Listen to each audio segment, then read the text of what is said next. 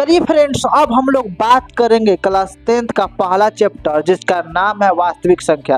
वास्तविक संख्या का सारा जो सूत्र होता है, फॉर्मूला होता है, उसको हम लोग लिखने और उसको पढ़ने और जानने का कोशिश करते हैं। कौन सा फार्मूला किस प्रकार यूज होता है और कौन सा फार्मूला कहाँ पर यूज किया जाता है, तो यही सब हम जानकारी आपको वीडियो में देने वाले हैं।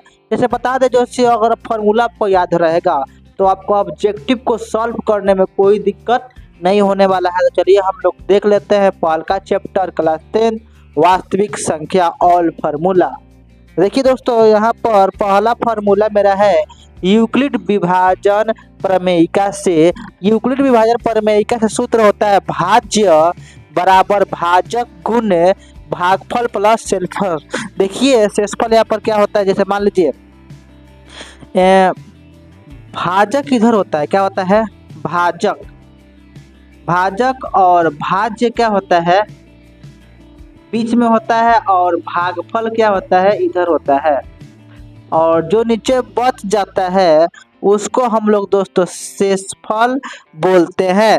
या इसको हम लोग इस प्रकार भी लिख सकते हैं, यानी बी इसको ऐसे बी ब्रैकेट ए हो जाएगा आपका क्यू, इधर का हो जाएगा आर। जो नीचे बढ़ जाता है वो शेषफल वही हो जाता है दोस्तों। तो पहले का फार्मूला हो जाएगा भाज्य बराबर भाजक इंटू भागफल प्लस शेषफल। और यहाँ पर देखिए 5 है, 5 को डिवाइड करते हैं 27 से, देखिए क्या होता है 5 को 27 से डिवाइड करते हैं 25 आपको कितने बार में हो जाएगा 5 बार में हो जाएगा। हार्ड सीरीज में से घटेगा तो कितना बचेगा 2, और यहाँ पर देखिए ये आपका ए हो जाता है, ये हो जाता है बी, और ये हो जाता है क्या क्यू, और ये हो जाता है आपका आर।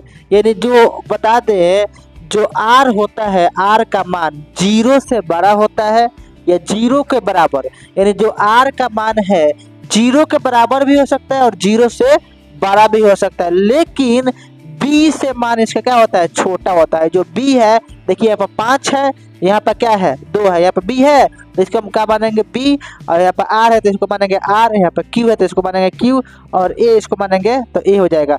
देखिए अगर इसको चेक करना है तो इस दोनों को गुना कर दीजिए और इसको जोड़ दीजिए, तो ये आपका फार्मूला बन जाएगा ए बराबर होता है B Q plus R. B Q plus R ये होता है यूक्लिड विभाजन का प्रमेयिका का सूत्र। और ये जो कह रहा है ये आपको बता दें क्या कह रहा है, जो आर का मान होता है, जो शेषफल बचता है, आर का जो मान होता है वो 0 के बराबर या 0 से बड़ा हो सकता है और बी से क्या होता है छोटा होता है। आई होप आपको समझ में आ गया होगा पहला सूत्र। अब नेक्स्ट सूत्र देखिए, अगर मसा और लसा दिया हो, यानी HCF और LCM दिया हो, तो इसका फॉर्मूला होता है दो संख्याओं का गुणनफल बराबर HCF इंटू LCM। जैसे मान लीजिए कोई दो संख्या दिया रहेगा, 5 6 दे दिया रहेगा, उसका LCM और HCF दिया रहेगा। तो मान लीजिए दो संख्या का गुणनफल, पहली संख्या A है, पहली संख्या क्या है दोस्तों A है, और दूसरी संख्या B है, तो A into B equal to हो जाएगा HCF इंटू LCM। ये आपका 2 नंबर फार्मूला हो गया। तो चलिए अब तीसरा फार्मूला देखने की कोशिश करते हैं। माना कि पहली संख्या A, दूसरी संख्या B और HCF और LCM दिया गया है। मान लीजिए कोनो क्वेश्चन में पहली संख्या दे देगा मान, और दूसरी संख्या मान दे देगा, और LCM और HCF दे देगा। तो इस प्रकार का सवाल को हम लोग कैसे हल करेंगे। जैसे मान लीजिए यहाँ पर 1 2 3 4, 4 गो इसमें ऐसे शब्द है, 4 गो में से 3 गो देगा जिसमें से एक गो आपको बताना है। जैसे मान लीजिए दो संख्या दे देगा और LCM दे देगा, तो HCF पूछ देगा क्या होगा। तो पहला देखिए, मान लीजिए पहला फार्मूला है यहाँ पर पहली संख्या इंटू दूसरी संख्या बराबर होता है HCF इंटू LCM।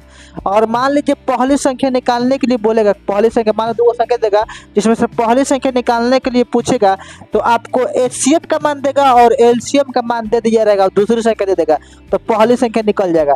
HCF और LCM को गुना कर देंगे और उसमें दूसरी संख्या से भाग दे देंगे, तो आपका पहली संख्या निकल जाएगा। तो हम लोग पहली संख्या को A माने हैं तो इसलिए A लिख दिया, और HCF और LCM लिख देंगे और बाटा में कर देंगे B।